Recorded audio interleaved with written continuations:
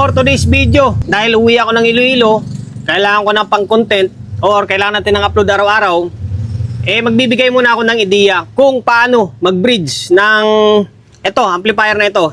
Gagawin natin example is yung Ace na LX20, kung paano mag-bridge nito dahil maraming customer natin na nasisira yung amplifier daw nila dahil mali yung pagko-connect ng bridge. Nag-switch sila ng bridge pero yung connection sa may speaker terminal hindi nila binago, or connection ng wire dito sa may terminal is hindi nila binago. Ngayon ipapakita ko sa inyo kung paano yung diskarte na yun. Ikutin ko yung camera. Ace na LX20 yung gagawin natin example. Okay? Kung paano mag-bridge. Kung paano yung connection ng bridge para hindi masira yung amplifier nyo. Okay? Sa mga kahalintulad ng Ace na LX20 ng connection, pwedeng-pwede ito, yung video na ito para sa inyo. Kung paano mag-kabit or paano mag-connect ng bridge. Kasi maraming customer natin na nagtatanong kung paano yung connection ng bridge, hindi nila pa alam kung paano mag-bridge. Or minsan, nagkakamali sila. Kino-connect nila yung speaker dito na hindi nila ginagalaw yung bridge sa may likod na yung switch. Ngayon, ikutin ko yung amplifier. Okay? Ngayon, dito na tayo sa may likod. Switch mo na. Kailangan, sabihin natin kung yung ang switch mo is naka-stereo siya, or naka-mono, ipipitik mo siya sa may bridge. Okay, papuntay mo siya sa may bridge. Ayan, nakasulat bridge. Pero, bago kayo mag-switch ng bridge, make sure na nakapatay mo na yung amplifier nyo, ha. Ayan, naka-off mo na yan. Kasi delikado, minsan nasisira yung amplifier kapag nagpipitik-pitik ka ng mga switch dyan na hindi mo na i-off. Lalo kung hindi nakababa yung mga control, okay? Palala lang yan. Tapos, nalagay natin sa may bridge. Tapos, lagay natin sa may, kayo pwede nyong i-low pass. Depende sa gusto nyo na tunog. Itong low pass kasi malalim yung tunog nito. Ako, ilalagay ko lang siya sa may pass. Tapos, mas maigi kapag nakapang-sub kayo, mas maganda yung 0.77. Okay, 0.77. Depende pa rin yan sa inyo kung gusto niyo 1 volt. Pero ako, mas gusto ko yung 0.77 kapag nakasub ako. Yung grounding naman, pwede nyo i-ground, pwede hindi. Okay?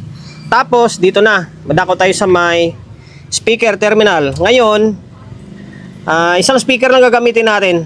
Ang speaker na to ay Live Pro 12. Yung positive niyan, dito mo siya ilalagay. Yung positive, dito. Yan, dito. Binding post yung gamit natin ngayon, ha. Wala muna tayong speak on kasi tinanggal ko yung speak on. Okay, gawa na lang natin ng video sa sunod yung speak on naman. Sa ngayon, binding post muna. Inulit natin, itong positive is dito sa my channel 1. Itong channel 1 kasi ito, channel 1, channel 2. Yung pula na yan, diyan mo ilalagay yung positive side ng speaker mo. Tapos yung negative niyan, hindi mo siya ilalagay dito, hindi mo siya ilalagay dito, kundi dito mo siya ilalagay. Ayan, yung dalawang pula, yung gagamitin mo. Tapos dito natin siya ilalagay. Suok natin siya dito. Okay? Tapos higpitan. Make sure higpitan nyo ng todo. Kasi kapag nag-bridge kayo, tapos maluwag yan, iinit yan. Malulusaw yung terminal nyo. O yan, higpitan natin ng todo. Okay, ganyan na siya. Ulitin natin. Bridge connection. Positive, negative. Channel 1, channel 2. Ito ay magiging positive, ito ay magiging negative. Ganyan na yung connection niya. Okay? Ganyan lang kasimple. Hindi kayo pwedeng nakalagay yung speaker nyo rito, channel 1, channel 2, tapos ipipihit nyo lang yung switch nyo dito sa may bridge. Hindi pwede. Maaaring masira yung amplifier nyo. Marami na akong ginawa ganyan, nasisira. Okay? Ganyan na yung connection niya.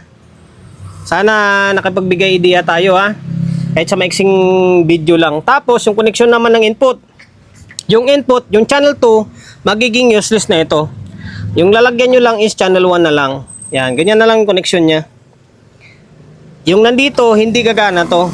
Wala na yan, hindi nagagana yan. Dito lang sa may channel 1. Yung channel 1 is papaganahin na yan yung dalawang channel kasi nga naka-bridge ka. Okay? Balik natin sa may posisyon yung amplifier natin, tapos putugtugin natin. Ngayon, nakaharap na ulit yung amplifier natin. Ngayon, switch on natin. Ayan, naka-switch on. Ngayon, sa may volume naman, yung volume na magagamit mo dyan is yung channel 1 na lang. Okay, channel 1 na lang. Yung channel 2, magiging useless nito. Kapag pinihit mo itong channel 1, automatic, dalawang signal yung gagana dito. 1 and then 2 na signal. Kapag isa lang yung gagana, ibig sabihin may problema yung isang amplifier, yung isang channel mo. Okay, ngayon patugtugin natin. Ito yung juicers natin ha, cellphone, yung laptop natin. Okay, naka-play na yan. Yung input is isa lang ha. Ngayon, pipitin natin tong channel 1. O, ayan o, dalawa yung gumagalaw o. Or dalawa yung umiilaw. Tapos, dodoble yung lakas niya. Doble yung lakas niya kumpara mo sa naka-stereo ka lang o naka-parallel lang.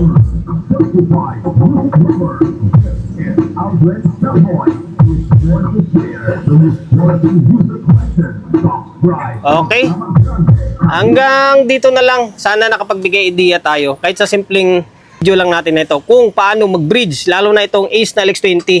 Okay. Hayaan nyo sa ibang mga video natin. Yung ibang unit naman. Pakita ko sa inyo kung paano naman yung diskarte sa mga connection. Sa ngayon, hanggang dito na lang. Kung nagustuhan nyo yung video natin, siyempre pakishare and then pakisubscribe. Maraming salamat.